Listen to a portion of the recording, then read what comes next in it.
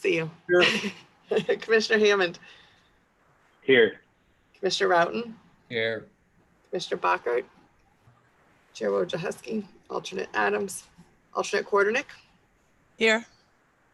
Commissioner Liaison Broyles, Here. Council Liaison Clark, Here. Council Liaison Galani. Okay. We have a quorum. We have a quorum. Very, very good. Thank you, Kathy. Glad most of us are here tonight.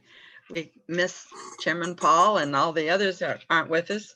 I'll try to fill Paul's shoes. I'm not so sure I'll be successful at it, but it's good to be back together again and, well, almost together, at least through Zoom. But thank goodness for Zoom so we can get together and carry on with our task at hand. Tonight, we are happy to introduce and welcome some new people to us. First, we have Elizabeth Broyles, and we're so glad, Elizabeth, that you got on here with us tonight. She's the newest member of the Planning and Zoning Commission, but she agreed to be the liaison to our commission. She was on the City Parks Action Plan Update Committee that finished their work in 2018. She's still on the Town Center Update team, in addition to Planning and Zoning. So, goodness, Elizabeth, you've been very involved over the last several years. Elizabeth lives in Town Center in the Meadows of Wildwood. And we have two new council liaisons. The agenda, Kathy said the agenda was finished before she knew we were getting the new ones on here tonight. Teresa Clark, we're glad to have you with us. You're from Ward 1. And Mike Giuliani from Ward 8 isn't with us yet tonight. I think he has a conflict. So welcome aboard to each one of you. We're a happy, fun group, and I know you're going to enjoy work that we do. We're glad to have you with us. I now call the June 25th, 2020 meeting of Historic Preservation Commission to order.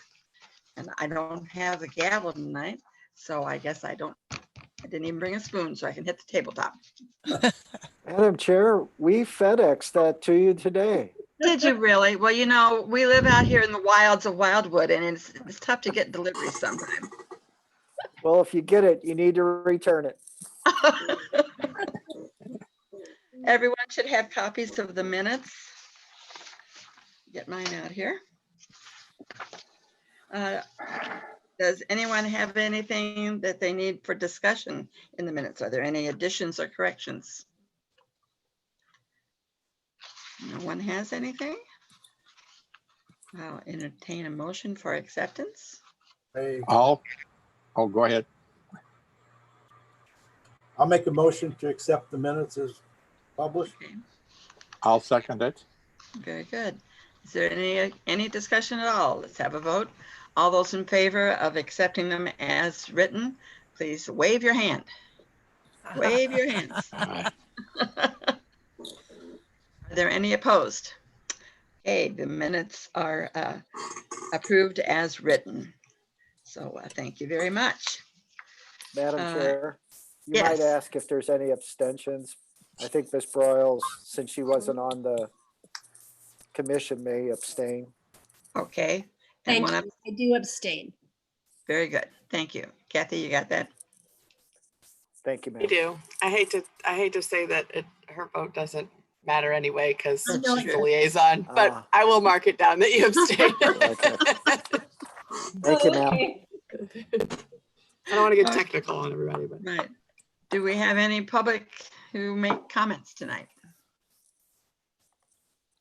we received nothing in advance and there's no public attending the meeting. So. All righty, very good. New business tonight, we have 2 items ready for action. The first one is the discussion on proposed community legacy submittals to the state of Missouri bicentennial celebration. That's a mouthful. Do we need to go through that item by item? I don't think so. If you don't mind, I'll just give a brief overview. Okay, that'd be since great. We have Appreciate a couple that. new people. So as you're probably aware, and as the commissioners who've been around are aware, next year is the state of Missouri's bicentennial celebration. They have a number of programs that they're offering, and the Historic Preservation Commission decided last year that they wanted to pursue options that were applicable to the city to be involved in that celebration. So the two that we've pursued, one is to be an endorsed project, and our Celebrate Wildwood event was approved as an endorsed project. So that means we get to use the bicentennial logo and a few other things relative to promotion of that event. But then the second one is community legacies.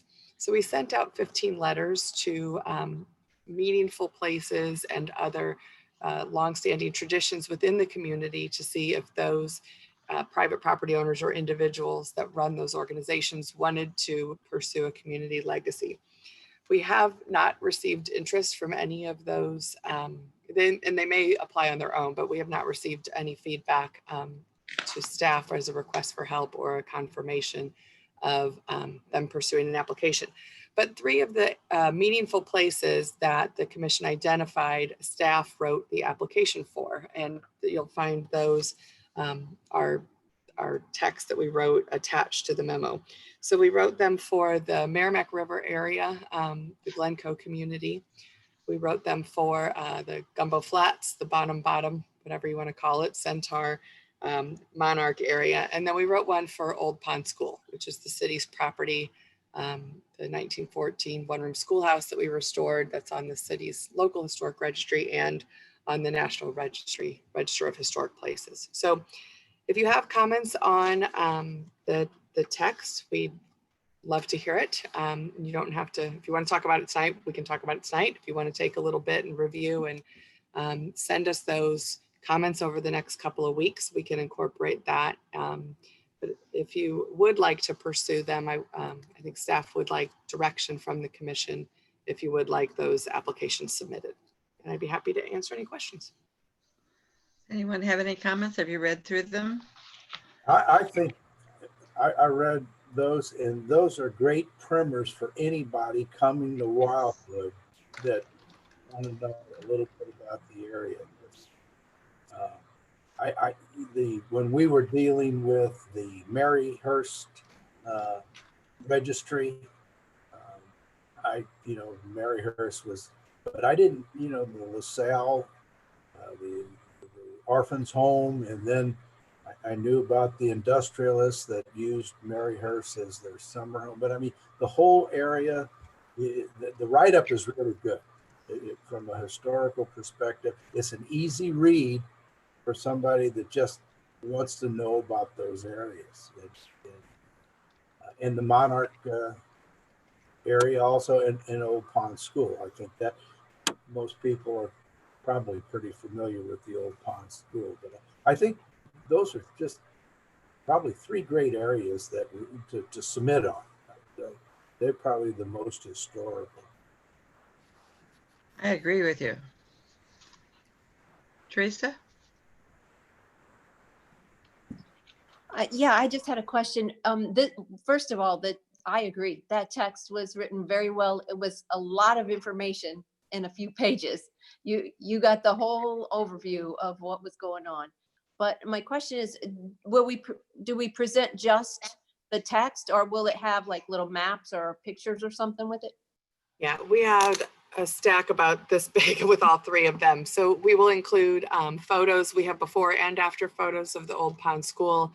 We have historic photos of all of the areas, and some more recent ones to kind of show and reflect what the Glencoe area has turned into as a recreational hub. So we also have some text from some historic documents that we've pulled as well. So we'll include a whole lot of attachments in support of the text as well.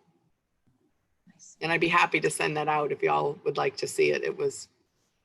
I knew you were reading your packets online, and it was getting rather lengthy. So The Gumbo Flats, we put in there where it got the name Gumbo. And that's because of the makeup of the soil there was like gumbo. okay, I didn't know that. We will add it. Wow. And that was also Now, Kathy. that was the first home of Spirit of St. Louis Airport. There was an airport there in between Chesterfield Airport Road and what at that time was called the Daniel Boone Red Feather Expressway, and it was called Lobemaster Field, and it eventually wound up to be Spirit, and they moved it over to its present locations.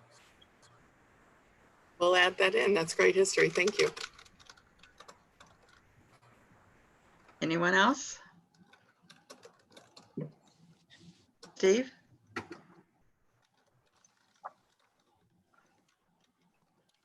Okay, I'm sorry, I was muted. How will this be published? Who will see this?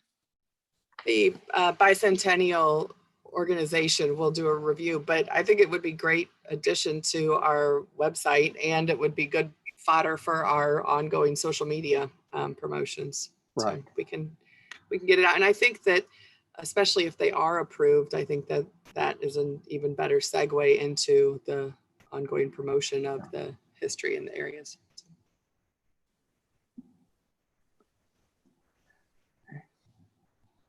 Anyone else for comments? Do you want us to vote on this tonight, or are we going to hold it for more discussion next time? It's entirely up to you. We can, if you're comfortable with it and want us to go ahead and get it submitted, and I'm happy to wait a couple weeks in case you do have some edits to the text, we can do that. If you're not comfortable yet, we can bring it back next month. That's fine too, whatever the commission prefers. We do have a little bit of time. Jan, Madam Chair, Yes. wasn't If I- Ninian, wasn't he a relative of yours? Ninian Hamilton? Yes. Yes, he was my 4th grade uncle. His father lived up here on Strecker Road, Strecker and Shepherd. And he had the land grant there. And my 3rd great grandfather had land grant where they tore the house down and the log cabin was inside. We went for a site visit. That was my 3rd great grandfather's land grant. Mm. They were all Hamiltons. Madam Chair, I was going to ask the commission members, would you like to see the background material before you endorse the text? We can easily make copies and probably just put it in the mail, given its size. And you could have a look at it. It would also give you a little time to review the text if you like and make any additions or corrections, things like that. I think That Kathy might had be said, good. That might be good. I'd like to see it. I have a question. Yes. Am I a voting member of this, Kathy? Not tonight because we have a quorum of members. Okay. So yeah, you're our emergency backup plan, but Okay, because I haven't had a chance to read any of this, so even if you do vote, I'm not going to be able to share my vote. well, like I said, we have time. So if y'all would like, I'd be happy to pull together the full applications, drop them in the mail, and we can just put it back on the July agenda, and then you'll have had a chance to review it in full, and we can have a motion then, and we'll ship it out to the state in August. You But know, Elizabeth, you do not vote, but you are more than welcome to give us comments and input. That I can do. Okay, good. So, Teresa? Kathy, I don't vote either, right? That's correct. We're also we don't know what we're supposed to do yet. Yeah, that's part of that big, huge packet of information that I got to you at the very last second today. But Thanks. yeah, you're welcome. So yes, council and commission liaisons, you will be voting or serve if needed for a quorum. Okay, do you We need, appreciate that. do you need any kind of a motion to postpone this, or do we? Do we need a motion for? I don't think so, Madam Chair. Okay. I'd like to give you the time you need, and I think the background material is very interesting Oh, it too. is. So maybe having that in hand, you can add something to the text and even make it better. Okay, we appreciate everybody's input. And we'll add the information about the airport to the Gumbo Flats application too. Good. Our second item is the design and engineering process for Route 66 Trailhead. And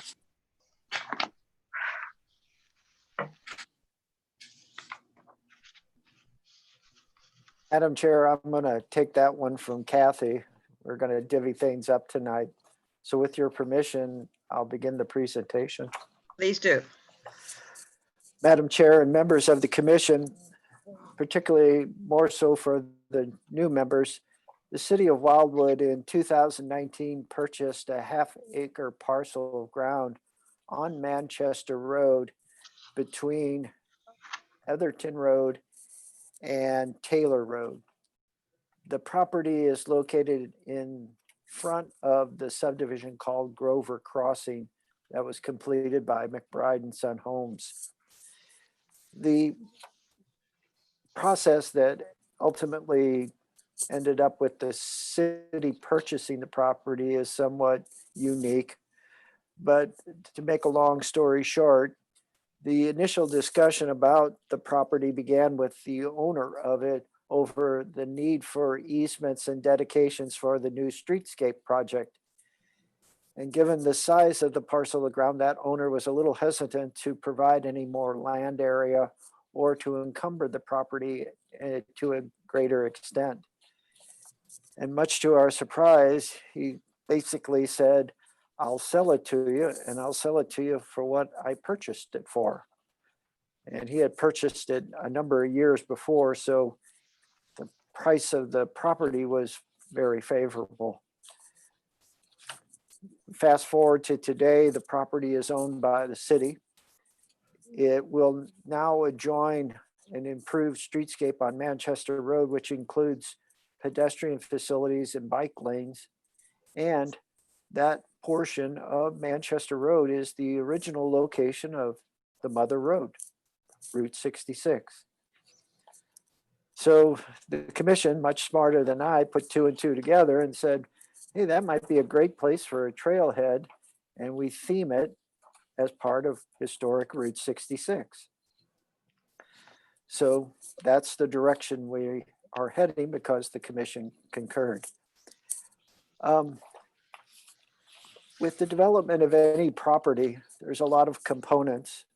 And in case of a park, there's even more, in my opinion.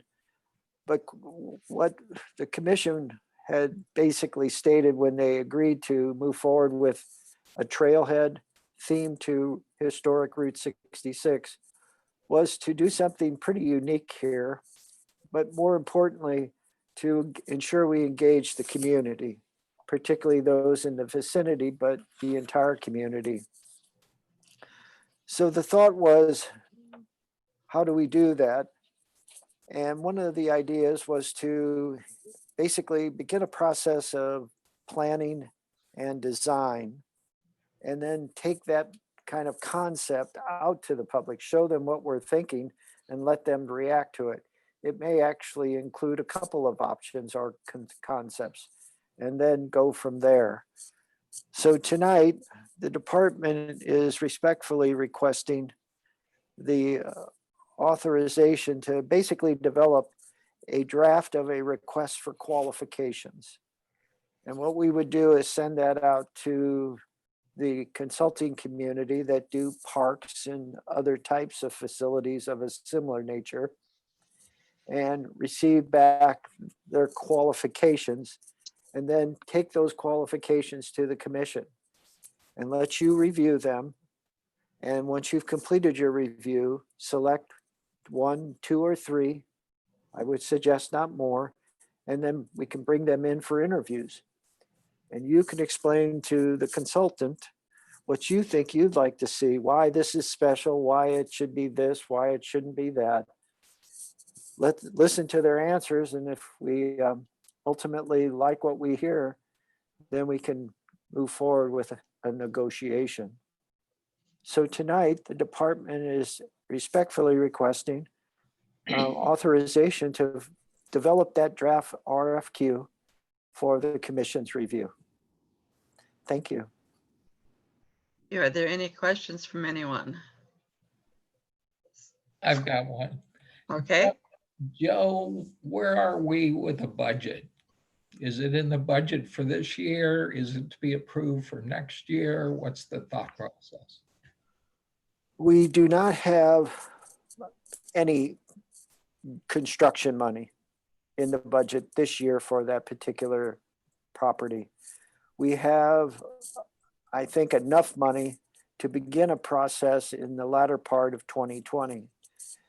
But I guess what I'm thinking is, just from a time frame or chronology, if the draft is provided to you in July, we'll have to give at least a month or to the firms to respond, which will take us to the August meeting.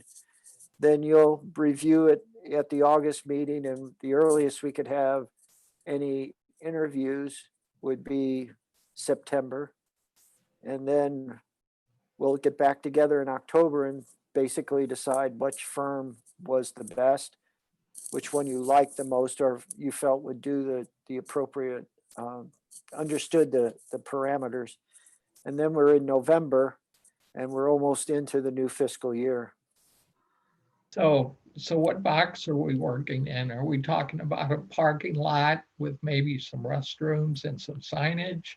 Are we talking about more than that with, say, a building of sorts, some kind of museum? Very good questions. And I'm not going to tell you what I'm thinking because I want to hear what you're all thinking eventually. As you know, the chair of the commission, Paul, he provided some images from a similar facility down in Springfield, Missouri. And it was very unique. It had a kind of a 50s theme associated with it from Route 66. More of the, the jalopy cars, that kind of thing. So I don't think we're under any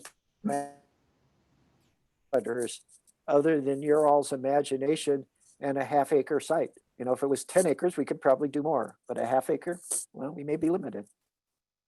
To me, a half acre is very limited. So to your point, that's going to help streamline the decision process. Right. But I would also encourage the commission members, just not limit yourself to the half acre. There's Route 66 out there. So a project could maybe do something in terms of signage, like we've talked about on Route 66 in its vicinity, or it could even extend beyond that immediate vicinity. And I don't want to dominate the conversation. I know Ms. Clark has some questions or a statement. Yeah, I just have a question. Are we limited by the trademark Route 66? Can we use that, or do we have to pay to use it, or what? Actually, based upon what our chair, Paul Wojciechowski, had said, that I don't think we have an issue, but we'll certainly verify that. And it's a good question, and we'll make sure we don't get ourselves in any trouble. But it was a federal roadway, so I think we'll be okay, but we'll verify. We'll have maybe our city attorney just do a little research on that before we get too far along.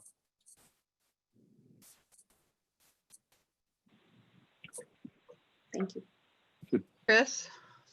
Joe, I assume, or I believe just from the document, I mean, the goal of this is to try to get it a rough idea of budgeting for 2021, to get it into that process. When does that process start again?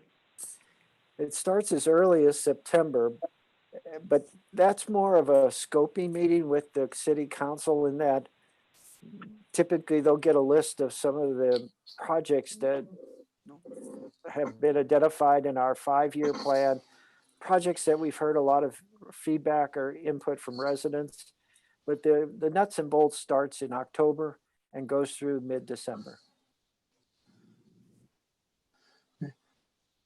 I've got a couple questions.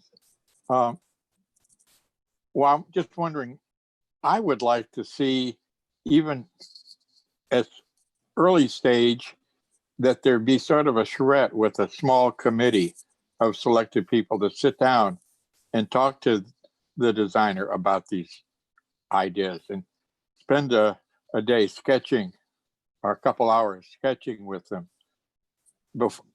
and to come up with some alternates and then present that to the public for their comment.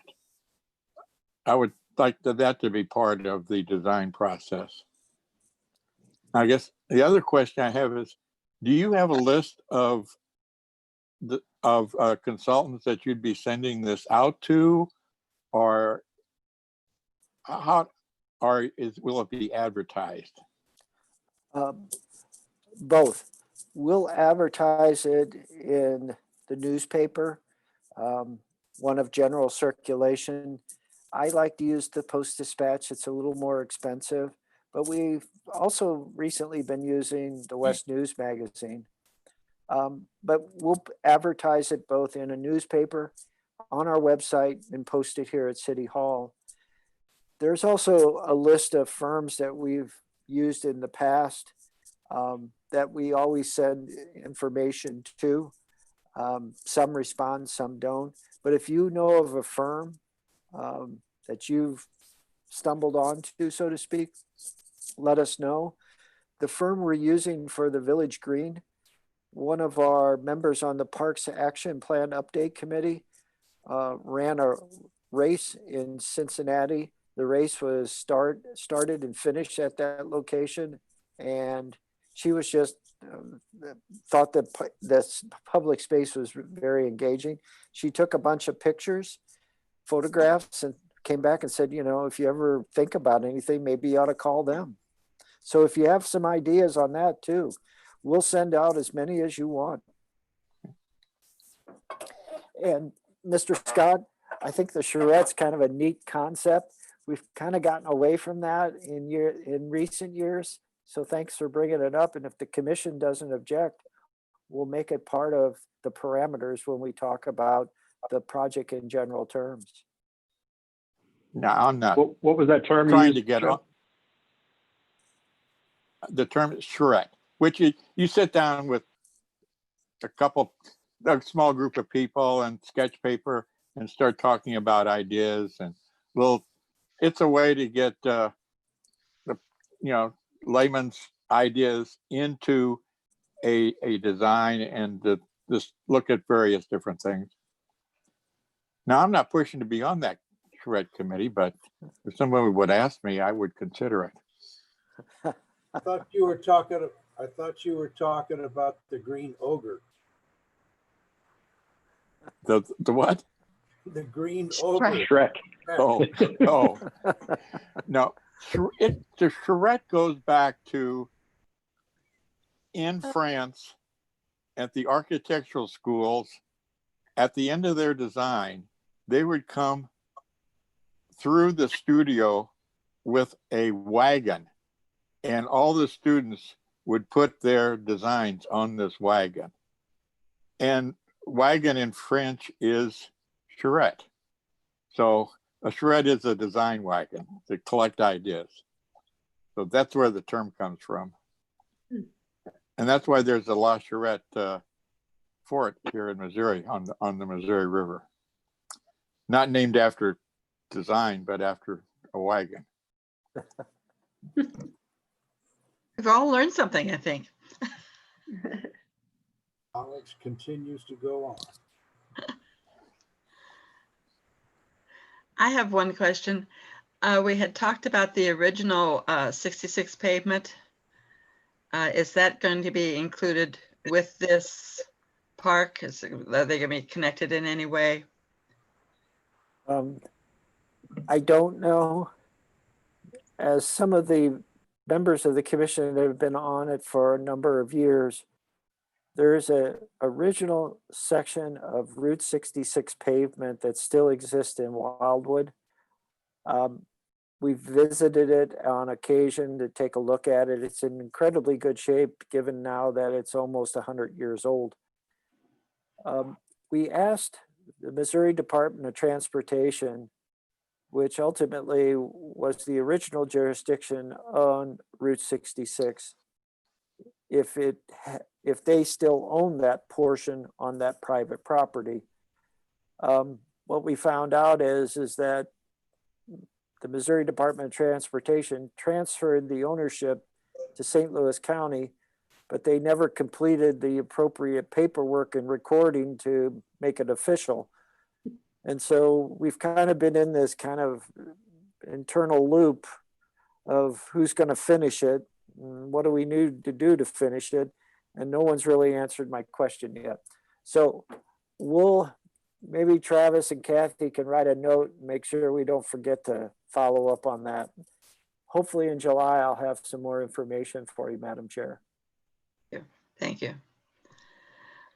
So we do need to vote on this one tonight, correct? Yes, I just, again, respectfully request a motion to prepare that draft RFQ with some of the comments provided tonight.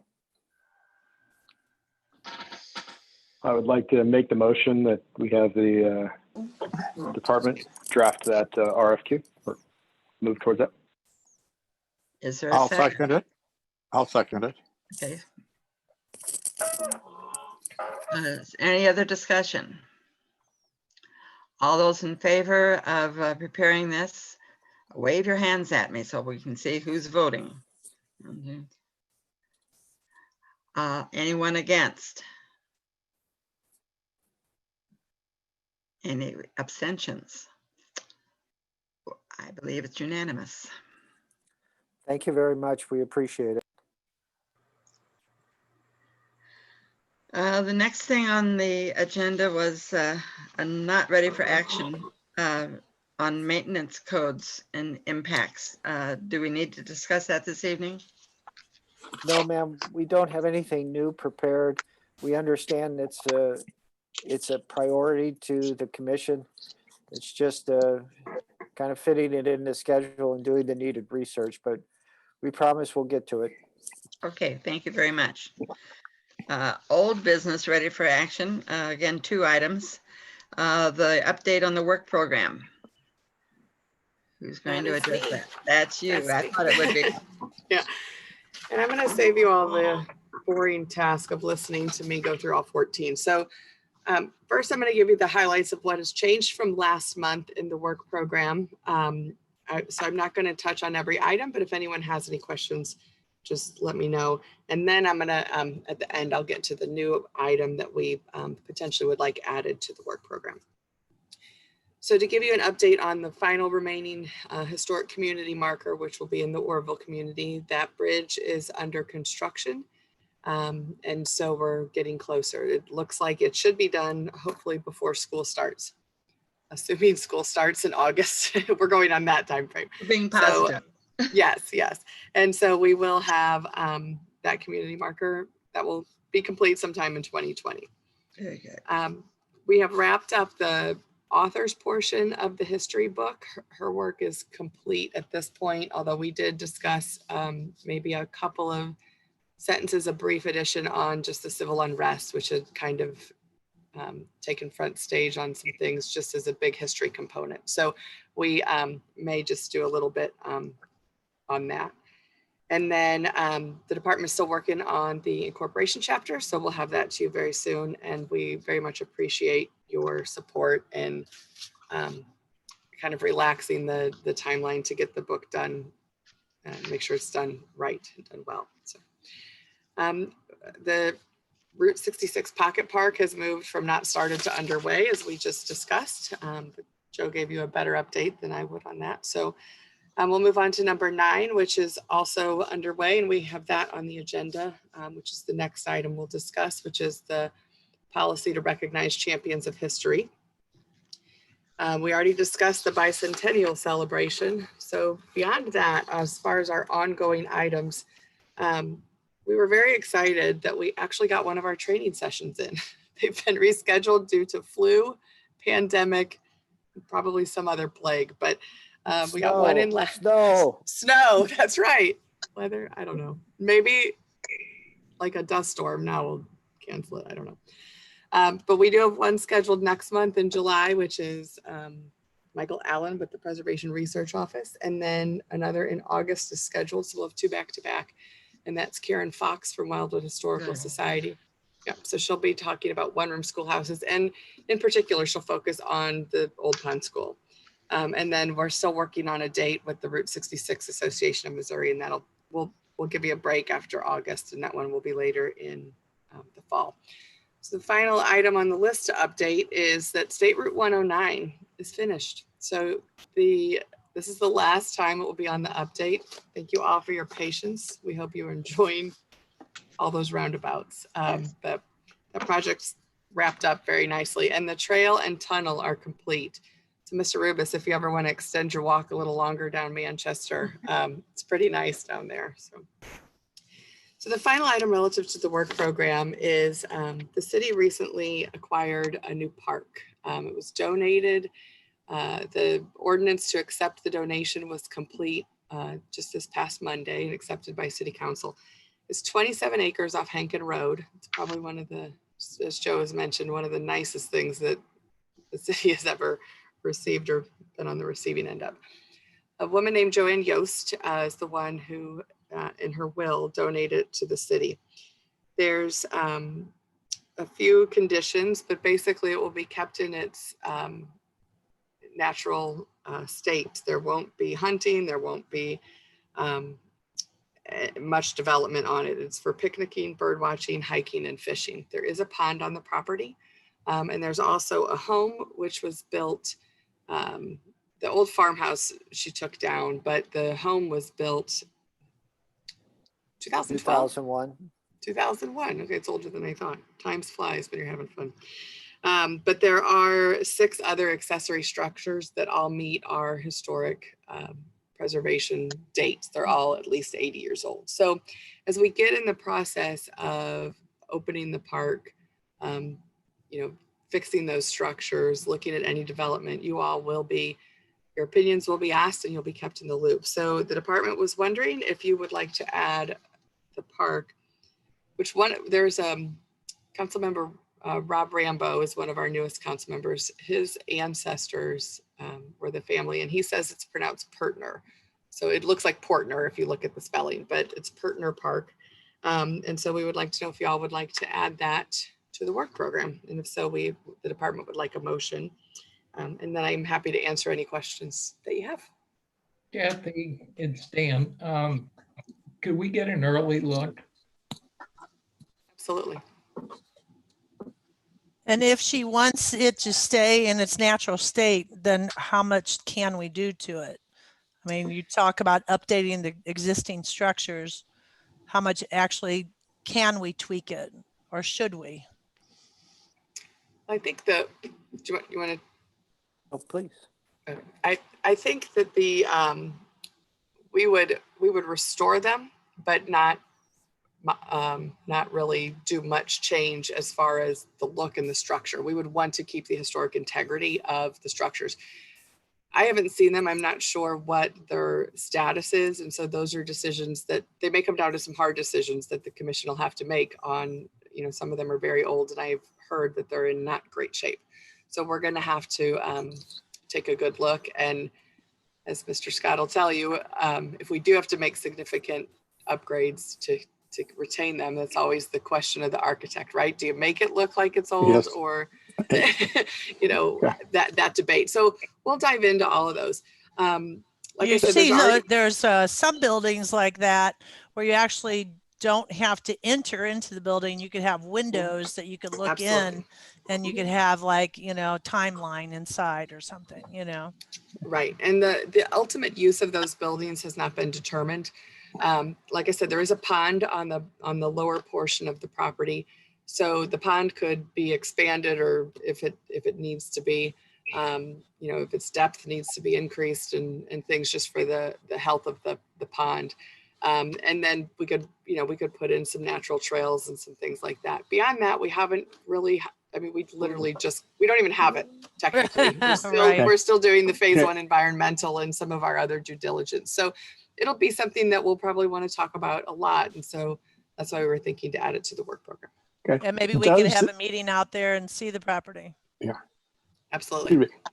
Does the park include her residence, or was that subdivided out? No, it includes her residence. The house too. Okay. Yes. No, it's nice. Yeah. I'm familiar with the house, but the other buildings are behind it. You really can't see it from the road. Yeah, they're pretty overgrown. So I'd be good to go tour the site. How about parking? Are we gonna have to put in parking? Yeah, with its dedication as a park and for public use, we'll have to make accommodations to achieve that. And Henkin Road there's no shoulders. It's definitely a rural road.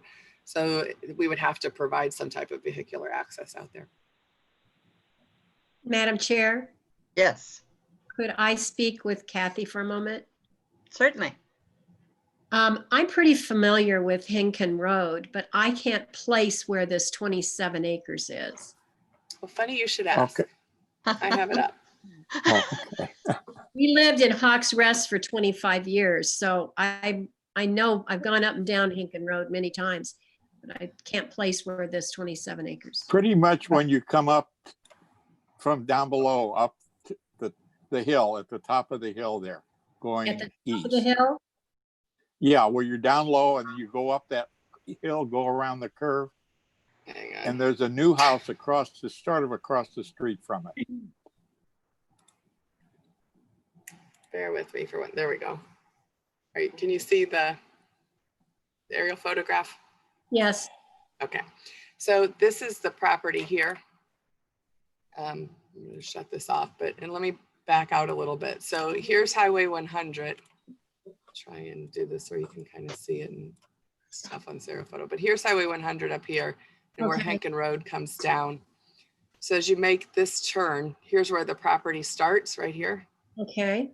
Okay, and so as you make the turn, here's the house and the structures are all right here, and the pond. It's close to the road. Yes, it's very close. I'll zoom in a second, and the pond is down here more. And And then Is that where the old barn was, really close to the road as well? There was sort of a garage right next to the road, very close to the road. So as we zoom in, here's the house. And that's what it looks like from Henkin Road. Okay. Okay, okay. That's us. And you can see the structures. It's pretty overgrown, but they're all just a little further back. You can see them a little clear here. There's obviously a large one, and then some are much smaller structures, but they're tucked back into the wooded area. So it'll be an adventure for us to get out there. When was the last time the house was inhabited? It's been a year, maybe a year and a half, Okay, so it's fairly recent. maybe longer than that. How long? It's actually almost 2 years now. Kathy, any time frame estimates on when Wildwood would take title? The phase 1 environmental is getting started. So I would say we're 30 days, maybe a little longer before we do all the due diligence and close on the property. So a couple months probably. Okay. This, Yes. Does it extend down? Does the property extend down to Greensfelder? Or is that actually that might be Rockwood Reservation or Rockwood something or other on there. I'm not sure. Rockwood's Range, does it extend down to that? No, there's a property in between. Let me go back to, Okay. go back up and go fast.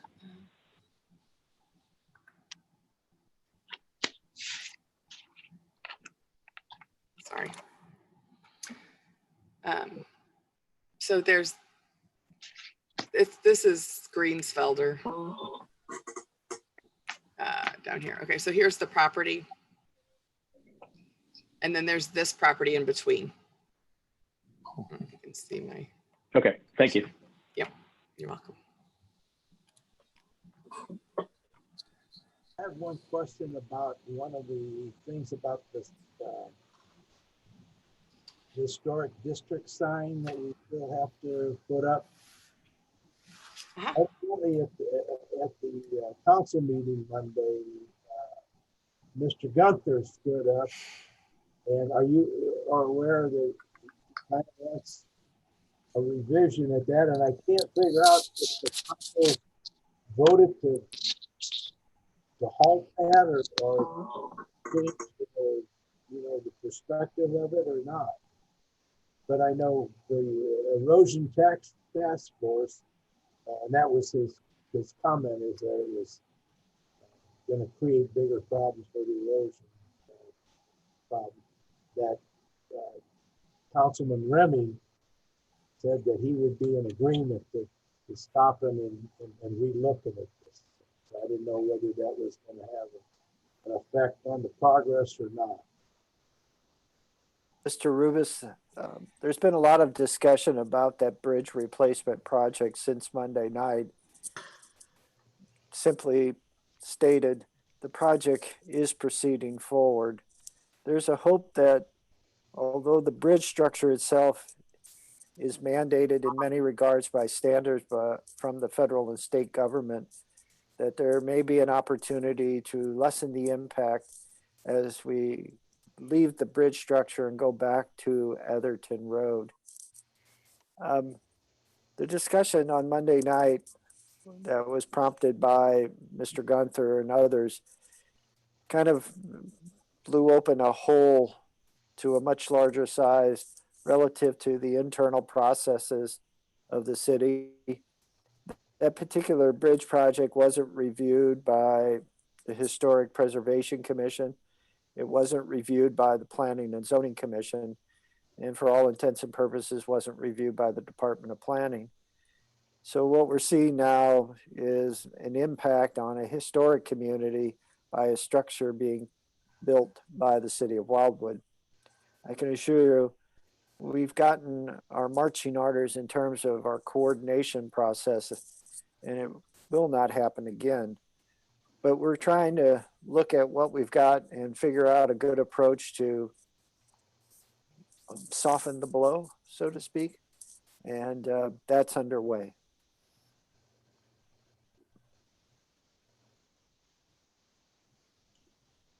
Any other comments or questions? When can we go fishing? Well, that's a good question. You know, we have speakers at our next two meetings, July and August. So we could wait till September. We'll certainly have the property under the city's ownership then, and the weather might be more cooperative. But if you'd like to do it earlier, we could certainly set up something in July or August and do a kind of a special site visit meeting, so to speak. It's really your call, commission members. Kathy, you need a motion to bring the park into our thing. I'll make that motion. Thank you. Is there a second? Chris, was that you? Yes. I will second. Any other discussion? All those in favor, raise your hand and wave. Anyone opposed? Abstentions? Carried. Thank you. You're welcome.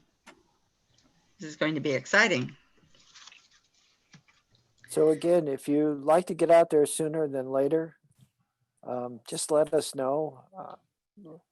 I'm sure we can make the arrangements with the attorney for the trust. And we can get out there, as, like I say, as soon as July, or if you like to wait till August or September.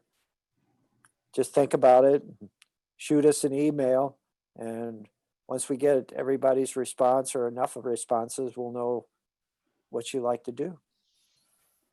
Thank you very much for all your work and input on this. Okay. Oh, the memorial tribute discussion. Everyone have that information and review it before tonight?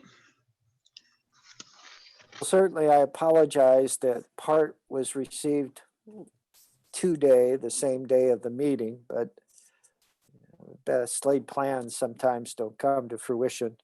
That's right. So, Madam Chair, if you don't mind, I'll do a brief overview, and then we can kind of engage the commission for comments and direction. It's all yours, Joe. Thank you, ma'am. For the new members, as well as the older members, in terms of time on the commission, I'll be careful not to designate age. The city, the city's Historic Preservation Commission was presented with an issue approximately a year ago. The issue was is that there had been a car accident. Lisa Kelp, whose husband Tom Kelp and his family have been part of the Wildwood West County area for generations, was killed. And Miss Kelp had been the president of the Wildwood Historical Society, and she, for a lot of ways, had kind of mended the fences that had been broken between the society and the city relative to historic preservation in years earlier. She was a wonderful person, vibrant, energetic, and obviously loved Wildwood and its history. When the news reached the Historic Preservation Commission of her untimely death, they wanted to do something in honor of her. And as we talked about different approaches, the commission members decided that why should we wait? Why do we wait till people are gone to recognize their contributions? And can't we recognize other people as well? Maybe they aren't the leader of the historical society, but they do provide service and they do things that each and every day make history alive in Wildwood. And so a draft program was developed, and that's the memo you received as part of the packet. There's 3 kind of levels of recognition: champions of conservancy, sustaining members, and guardians of history. And depending on if you meet the qualifications, you get, for lack of a better word, more perks. And so this tiered level of recognition was presented to the commission and endorsed, and therefore has been kind of under finalization. At that same meeting, which the minutes were provided to you from that meeting, February 27th of this year, the commission asked for several items to be addressed as well, beyond just the 3 tiers. And they wanted, first and foremost, a nomination form to be developed, something that we would distribute either in paper form, but certainly on our website. A nominating committee to be formed, those that would review the applications once received from an individual, a group, a business, whatever the circumstance may be. And again, include on the form a provision that the nominating, well, basically it be open to all members, champions, and guardians. They do not have to be deceased. And then the commission members, if you are on the commission, you can't be recognized until you leave. And then who can nominate? And then what the department's done is try to address these 5 items that were identified in the minutes from that February meeting. Today, you received the draft nomination form. The department made a recommendation based upon the commission's suggestion. Initially, the commission wanted the chair, the director, and the assistant director of planning to be the nominating committee. The department believes that another member of the commission should be part of that. And actually the city council liaison, one of the 2 should be part of it. The rationale being is that the council ultimately will do the ceremony besides the commission, and they should be part of it. And that liaison will be able to help in that process when it gets to city council. What we would say is that regarding it's who's it open to, that in the application form for use in nominating individuals and others. So that is the 3rd one. The 4th one, basically you can't be nominated while you serve. And then finally, who can nominate? And in the form, I basically say it's pretty much anybody. If they have an interest, they could nominate.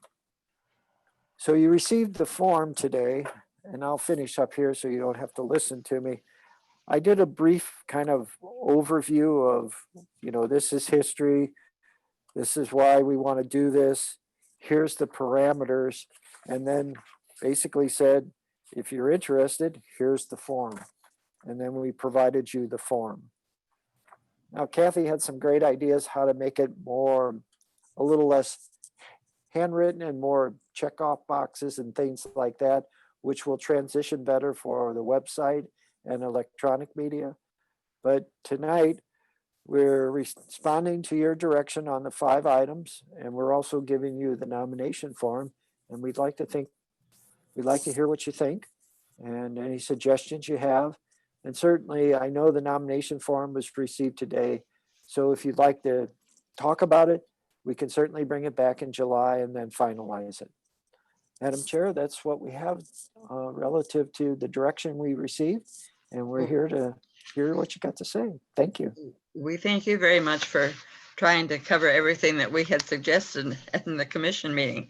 It's great, the work that you do for us. Any comments, questions from council? Dan? Kathy, can you put it up, walk us through it? Mr. Rowden, I'm glad you asked her and not me, because I'd say no. I can, just give me a second. Okay. That's customer service there, Joe. Well, it's just knowing your limitations, sir. Knowing your limitations.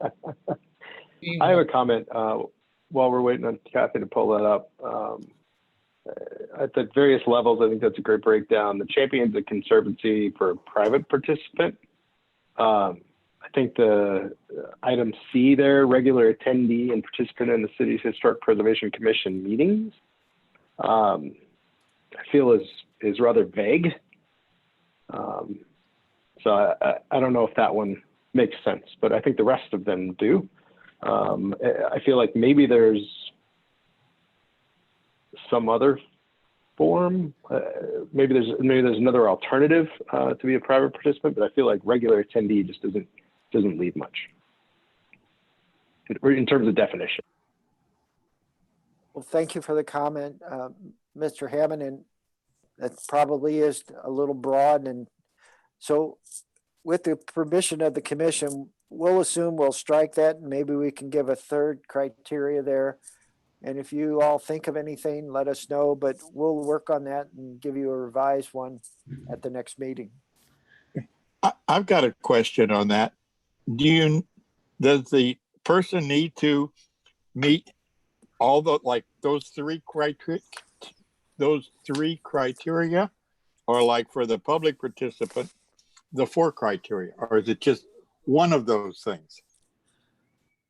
I believe the assumption, Mr. Scott, is that if you met the 3, you were a champion. If you met the 2, you were a sustaining member. If you only met 1, you were a guardian.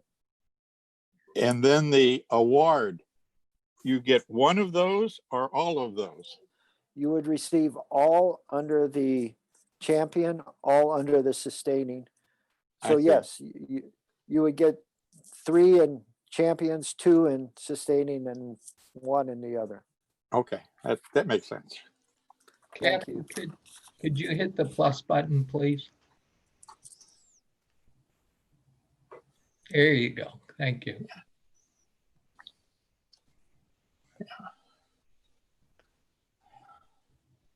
So, and I make no excuse for this, because I thought the direction I received from the commission members, we kind of lean more heavy on the public side because we are a public entity.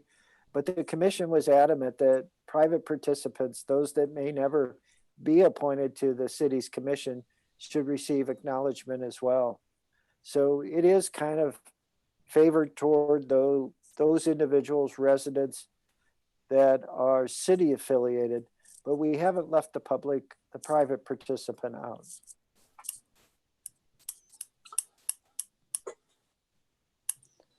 Kathy, can you scroll down a little and show them the next? Besides, while she's scrolling, besides Miss Kelp, there was another citizen that we had talked about, and it might have been a past commission member. I don't recall. Do you recall who that was? Judy, wasn't it? Yeah, Yes. Judy Sam. It was also Larry Thompson. That's right. Yeah. And Larry was on the Historic Preservation Commission. Was Judy at one point? Yes. Okay. Yes. Okay. So I just wanted to make sure that at least the people that kind of started to generate this conversation met the criteria that we were we were trying to fill here. And Kathy, let's use an example of the author of our history book, Miss Van Grooven. Where would she fit in, and what award could we nominate her for based on this outline? How would we apply it for her? Well, she's the only outside person who's been at one of our meetings. So I think she would cover that item. Ms. Van Gruben would be considered in a leadership position at Wildwood Historical Society. I don't believe she owns a historic asset, but I'm not sure if she's an owner of a historic asset, and obviously she does attend our meetings, but they're in the context of the preparation of the 4 chapters that she's completed. So that's a good point. Maybe you hate to write something to an individual, but it does provide that check and balance process. And obviously she's done yeoman's effort on our book for the commission and city. So we'll take a look at that. Thank you. Yeah, I'm just thinking from the perspective that, you know, there's a lot of people that have had a lot of input and a lot of very good input, and maybe we need to back off the requirements and focus on the message. I think you could add an other in some form or an above and beyond that the committee then weighs the submission. So whoever nominates them is going to provide their justification, and then committee can have some leeway. I think having some defined structure is good, but having a little bit of vagueness or a way to get through the process without having to have served 8 years, been a leader, this or that, would make sense. I think another way to kind of vet the form is if in the back of your mind, we think about a number of people that we consider for the award, does the form match up with those folks? Kind of a check and balance. We will certainly do that. And it's actually kind of a gaping hole that you've identified. So yes, at the end of the day, I think you as commission members, those that have met these people, worked with these people, or know these people, you ought to have that latitude if you want to identify them regardless of the set criteria and place them at the level you think is most appropriate. So we'll work on that.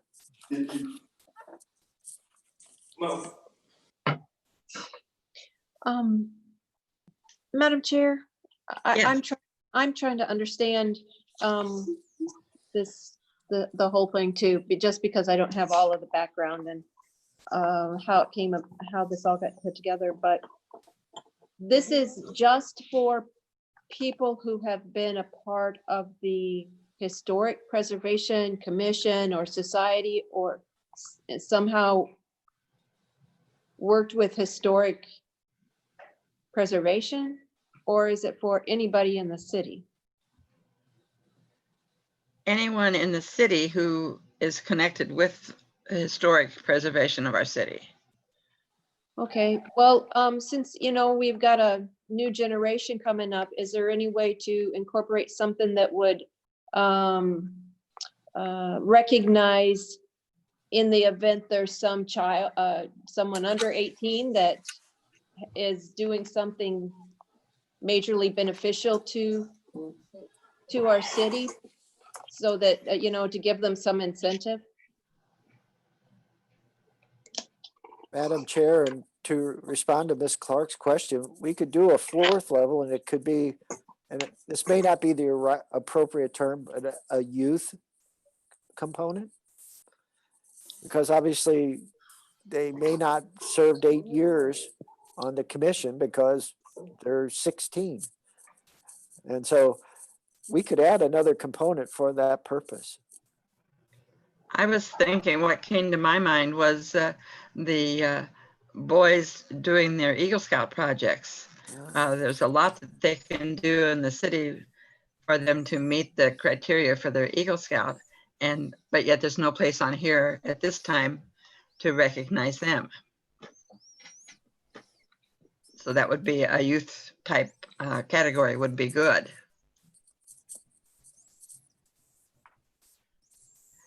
I have a question. The B under the private participant, owner of a historic asset that's part of the City of Wildwood's Historic Registry. Doesn't that really limit the people that can qualify under that? Yes, it does. And so here's the $1,000,000 philosophical question. Do you want to use the awards program to basically get people to become involved in the city's process? Or regardless of their motivation, do you want to recognize them for service that may not include embracing all the components of our ordinance? Because that, I can tell you, I think the department structured it so we were trying to give an incentive for people to participate, and those that have been hesitant to put their asset on our registry, excuse me, they may think, well, now there's something a little more to this. That's a good point. So do we need a carrot or do you not want a carrot? No, I think that's a good idea to have it on there. But I'm thinking there's another thing that's the people, let's say a council member who does a lot of work, who's not part of the Historic Preservation Commission, but who has put in hours in helping put something together. And I'm thinking of like the Pond School. Now, I know he's been recognized for that, but there'd be no place here other than the public member that could get this award. Again, an excellent point. The current matrix is blind to that. How would we address nominating the lady who just donated us 27 acres of history? Where would she fit? Right now, probably not in any of the levels. And should she be included? That is a question for the commission. If you believe those situations that Ms. Yost now has identified by her generous and gracious donation should be, then there's probably another level. Or do you want each of the levels to contain that other category that Commissioner Hammond has identified, that, you know, whatever the circumstance may be, like under champions, no, it's not that, no, it's not that, no, it's not that, but under other, it's this, this, and this, and certainly she or he deserves it. No, it could be like, you know, member of the commission for 8 years, or and something else, you know, significant financial contribution to the city, or something like that. You know, either.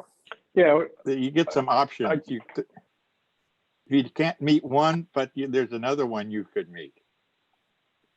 Yeah, why not have a list of more and then just say has to meet a certain number of these? Yes. Yeah. We can certainly do that, and if that's the commission's direction, Kathy, Travis, and I will work on that certainly for you. And or compare it to another box that basically says if this is a unique situation, and if the above does not address the specific situation, please identify the reason why you're nominating this person. Yeah. Something like that. yeah, I think wording it to the effect of some significant historical contribution, and Steve said financial, I would throw financial out. Let's not buy your way into this, but some form of contribution, right? It might be Right. time, it might be an Eagle Scout project that restores Route 66, whatever the case may be, some historical contribution. If we get into a list of 10 or 15 or 20 things and you say, okay, well, if you do 5 of these, you get on the list. I think we're getting far too prescriptive at that point, and leaving it somewhat nebulous allows for the nominating committee's review and opinion. So, Madam Chair, on another point on this, should we be a little careful and more sensitive at this time in history with doing anything that's historic? And if we were to put up some historic markers or bricks with anything inscribed on them, I just think we need to really think through it and have everybody go over it with a fine-tooth comb before we do, because companies have done that so many times, you know, made a shirt that they think is fine and then it offends someone else. And with the problems that we have right now with historical Yes, things, maybe we should really be careful. it's a very good point. We'll double check to make sure that contextually, we don't have anything here that would necessarily be considered offensive. And I'm thinking most of the perks, so to speak, hopefully will not either, but we'll verify that, because yes, we don't want to, so to speak, offend anybody. And certainly the intent here is to make something positive. Thank you. Any other comments? Well, Madam Chair, I think we'll be kind of starting over, but that's a good thing. It's better. Well, you have to. You've got to have something to start with, and then that brings you to other points that get you refined. Oh, no, it's certainly nothing but a compliment. I think it got better, much better, very quickly. Well, how many times have we written something, our first draft, and that was it? We've all rewritten things and gained new ideas from each other. And this is going to turn out much better. I don't think I've ever had a first draft, Miss Broyles, that didn't end up in the recycle bin. Well, I don't know about that, Joe. I'm pretty I sure. think you massaged that first draft until you got it the way you wanted it. But no, thank you.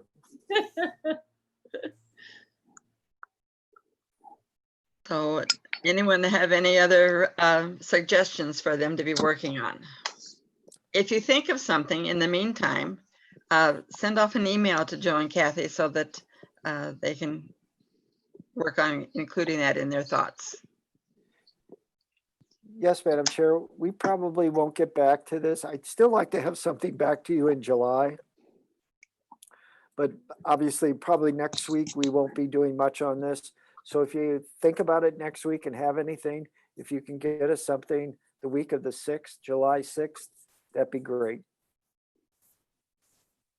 We have our homework to do. Thanks for all your hard work on that. Oh, our pleasure. And thank you all.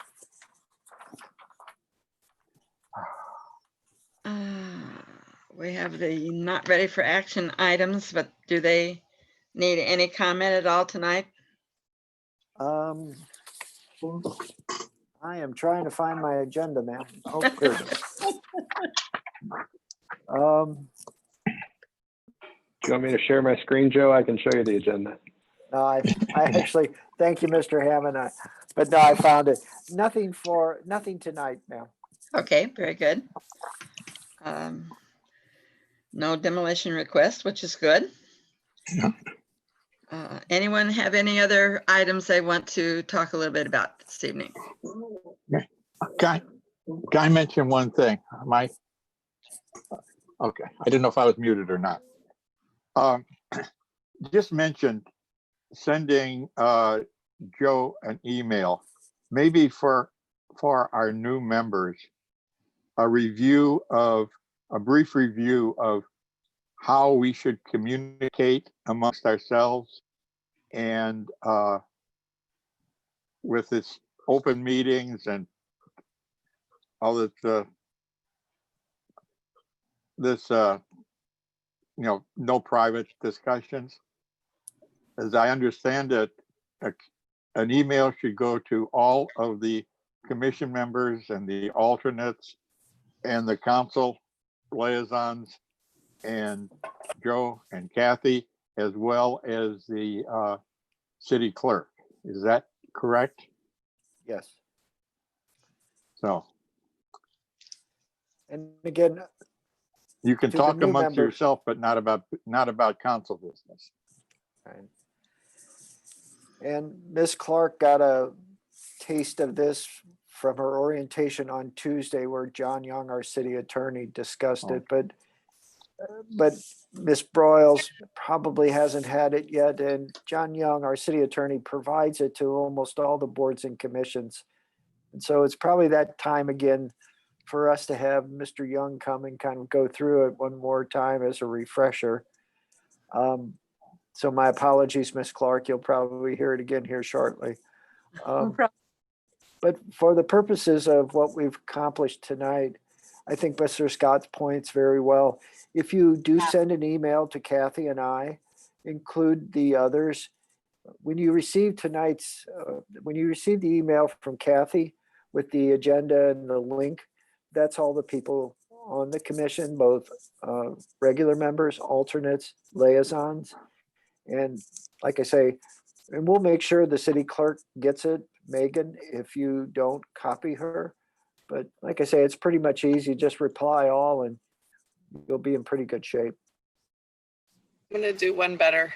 I'm gonna have a group email Great. created next week. So I will send that out to all of you. I'm sure it'll be something very catchy and unique, like Historic Preservation Commission at cityofwildwood.com or something like that. But I will make sure that that list includes everybody on the commission, staff, and the city clerk. So then once you get that in your to list the first time, you'll just have to type that in. So we'll do that. Thank you, It'll be ma'am. easier. Thank you, Kathy. You're welcome. I have one item, Madam Chair. Yes. And certainly if other commission members have something, I can wait. Our next meeting is in July. I believe by that time, the county executive will have had relieved all of the restrictions relative to gathering size. So if there's no objection, we'll probably plan on meeting in person in July. That sounds wonderful. We will practice social distancing because that, I understand, is to stay in place throughout the summer. We'll probably be able to accomplish it either in the community room or council chambers. But again, if there's no objection, we'll probably meet live in July. There's nothing better than being live. Great. That was one of my ending questions I was going to ask, if there was any chance we'd be live next time. And what will that date be? July 23rd. Thank you. Oh, I 6:30. almost forgot one other thing. Oh, don't forget. Oh, I apologize. I've had a couple of conversations with Brock Harvey. Some of you will remember Mr. Harvey. We brought him in to see if we could entice him to help us with the rebuild of Essen Log Cabin. Him, Brock Harvey, and Tim Kilby are now helping Mike Phelan on that the Stewart farmstead on Pond Road. So those two individuals will be helping him restore the cabin. The house has been removed from it. I've gotten some plan sheets that I'll circulate to you. I just received them today. They are going to, they are probably going to disassemble the cabin because the foundation was in much worse shape than they realized. So I'll get that information to you so you can see what I'm talking about. But they're making progress, and I'll keep you abreast of that progress as I'm updated. Well, when you drive down Pond Road, the difference that you see as you go by that property is just fantastic. He's done a beautiful job of clearing things out and making them very nice. He is, not to use lingo from James Bond movies, but he does have the golden touch. Yes, he does. Yeah. Anyone else have any comments tonight? Well, we have our homework to do, and I think we've given Joe and Kathy a bit more work to do. They won't have any downtime, let's put it that way. So if no one has anything else, I want to thank everyone for their wonderful attention to details this evening. It's very important that we think about all of these items, and it's not until someone else says something that something will pop into our heads.